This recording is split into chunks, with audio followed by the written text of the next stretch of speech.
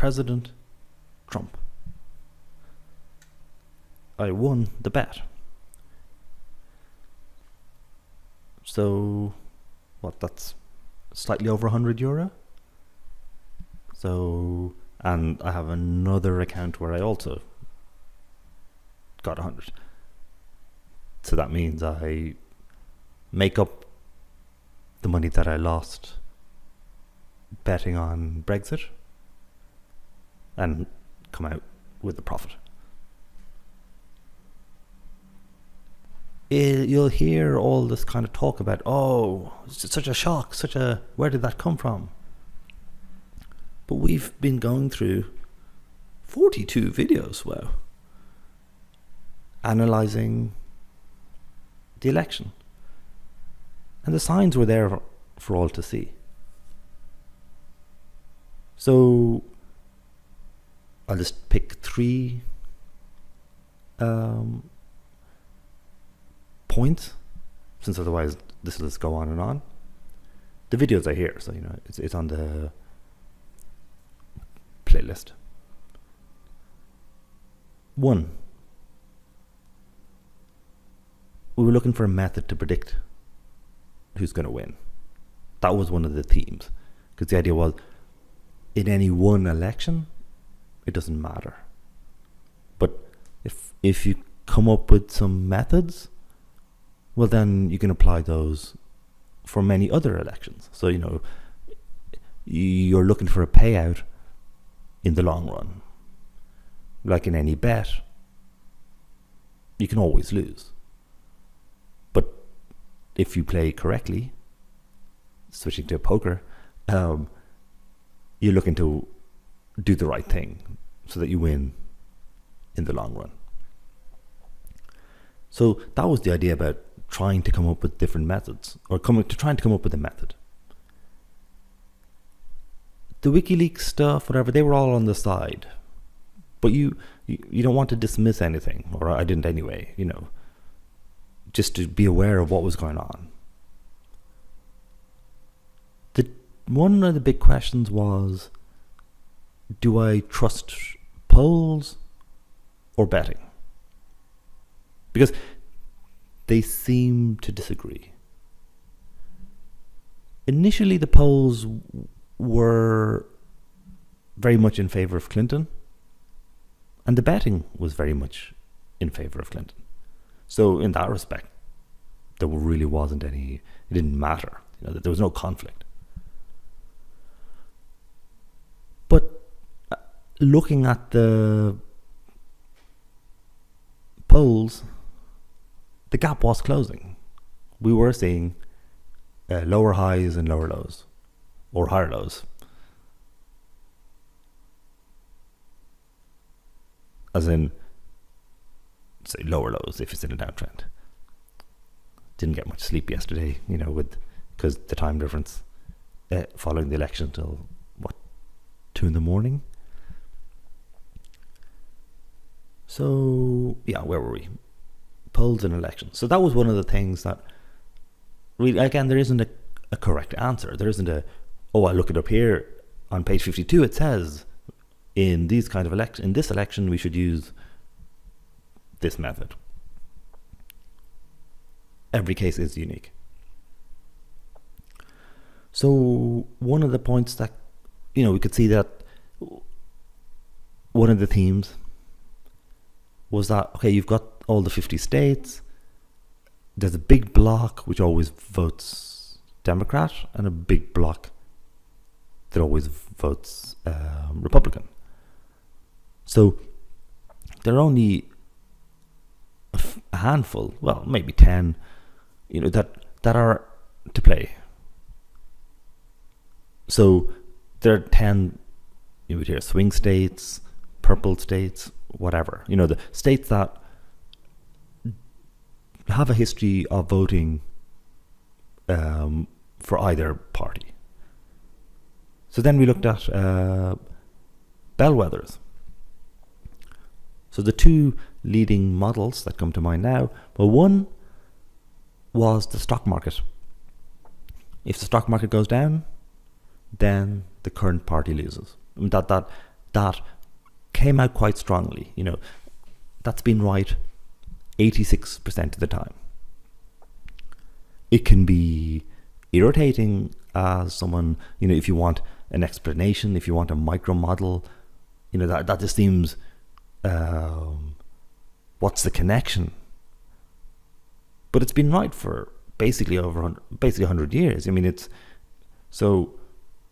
For me, that's enough. I don't need to. I can use it as a black box, and it definitely has to be at least considered. The other strong candidate was the bellwethers. So basically, whichever direction, or whatever Ohio votes, that's what the nation votes. I think it's like over 90% of the time. It's a nice and simple. It's understandable. So we looked at the bellwethers. We looked at, it was in Ohio, I think it was New Mexico, there's Florida. There was a list. We went through that. Then the issue was that, okay, Ohio might tell us who's going to win, and it's right 90% of the time. But how do I know what Ohio's going to do? So, that was unclear. Again, we could look at polls. Again, we could look at betting markets. Actually, when I looked at the betting markets, when I was doing that, the betting markets were saying that the Democrats were favorites to win in Ohio. So again, most of the signals were that Clinton was going to win. Was WikiLeaks critical? Again, we can't tell. We don't know. Oh, interesting spelling of remember. Just noticed that now. So where are we? So these were the pieces floating around. You're still trying to figure out. As the election got closer, it was amazing to see that, so another thing was, yes, we've got betting markets and we've got polls, we've got loads of polls. So we looked at the league table of polls, where they look at each of the polls and how well they've done, like what their track record is, how have they, because anyone, I can say, oh, here's a poll. Maybe I made it up. Maybe I randomly asked 10 people. How reliable am I? Or how reliable is any given poll? So we looked at that. Then basically I thought Real Clear Politics, which is the one that people use, is the best one, or it's excellent. So I then, that was my choice. So for polls, we use Real Clear Politics. On top of that, Real Clear Politics has this average of polls. So, and that actually does better. So if you have 10 polls, they might give different answers, but just average them. And that tends to give better results. In fact, another theme on the Quant channel, from a data science, machine learning, that kind of perspective, people also use averaging ensemble. So you have multiple different techniques to solve a problem. Then you go, which one do I use? You use the average, because that tends to do better than any one method. I just kind of thought that was sweet. That just kind of validates, from a quant perspective, democracy. That you have a collection of people, each have a different way of looking at the world, different experience, a different analysis. What should we do? Well, one would be you fight, and the strongest one, we just do what that person says. But basically, picking the average is the best. So, where was I? I'll just look over here. So, Real Clear Politics was excellent. There they have a no toss-up map as well. So essentially, even if you're ahead by 0.1%, we say that you won that state. And so if you use that approach, as we were approaching the election, the polls were within error suddenly. I mean, and that was for the first time. I mean, essentially throughout the whole period, or maybe there might have been 2 days, when Trump was in the lead, but the vast bulk, Clinton was clearly in the lead. So one of the things that came out was the importance of Florida, because essentially the Democrats have California for sure, New York for sure, and they're big. They have loads of electoral votes. So that means it makes it tough for the Republicans. Their big ones are Texas, but they also need Florida to balance New York. But Florida is a swing state, so that's what makes it very dramatic.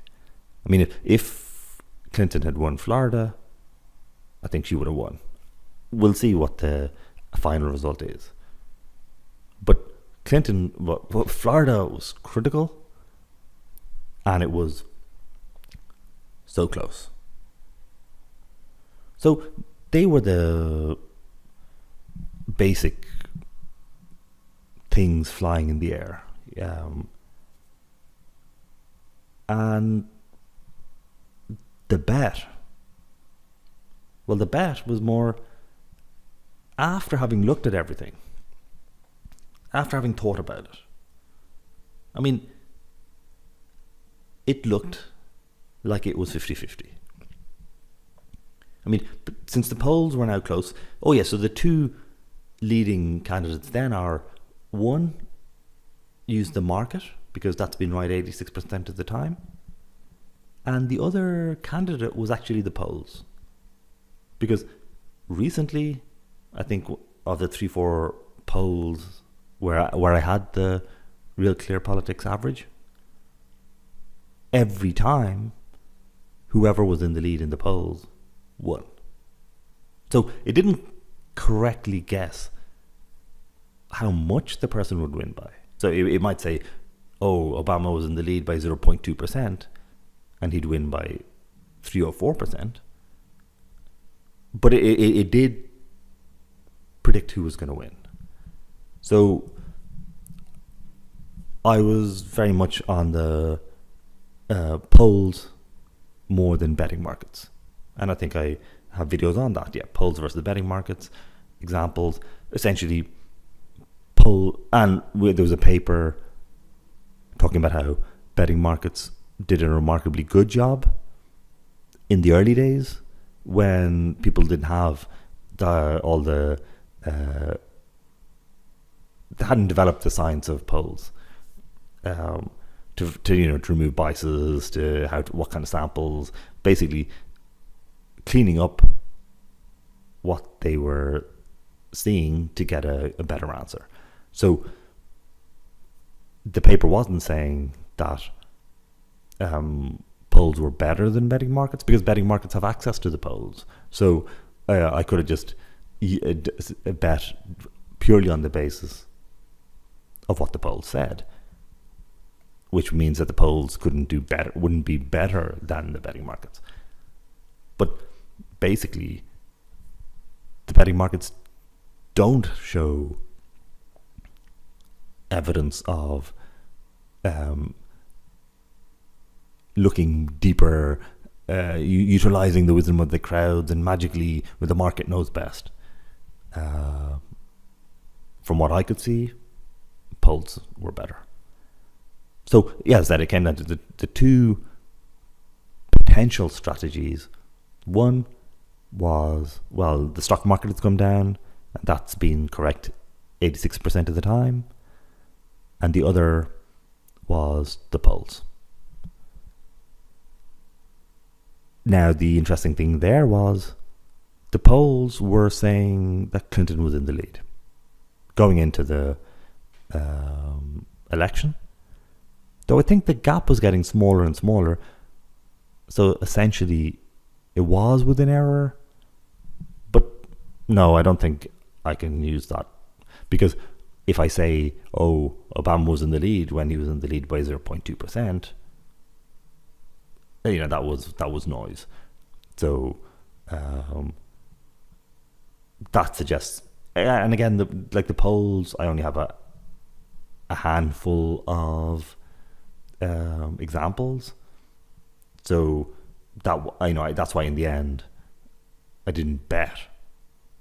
As you saw, I didn't bet on the basis of the polls, because that's a candidate.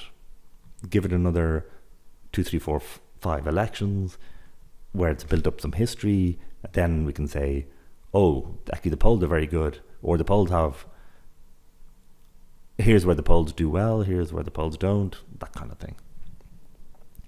So that's a wrap. Happy days. Won the bet. So that means, at least I get a little reward for the time, the time spent doing the analysis. That was disappointing in Brexit because I lost. And I had opportunity to hedge. I mean, the night as the vote began,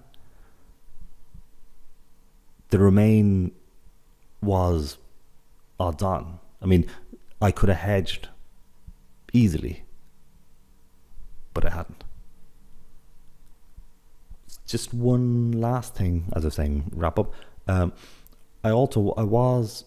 Is that not in the... I'll add that to the playlist, because I was chatting to a friend of mine and he was kind of going, what just happened?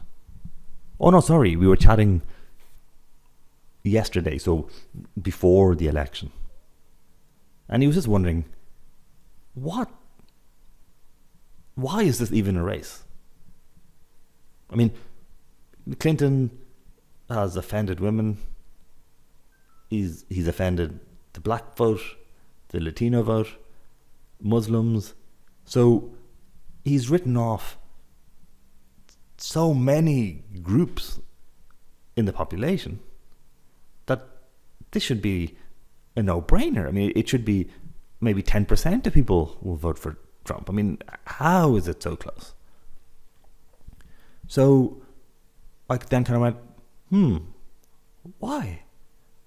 And just created a video as a response to him. So I posted it as an unlisted video yesterday. I'm just putting it into public and on the playlist today. What a night.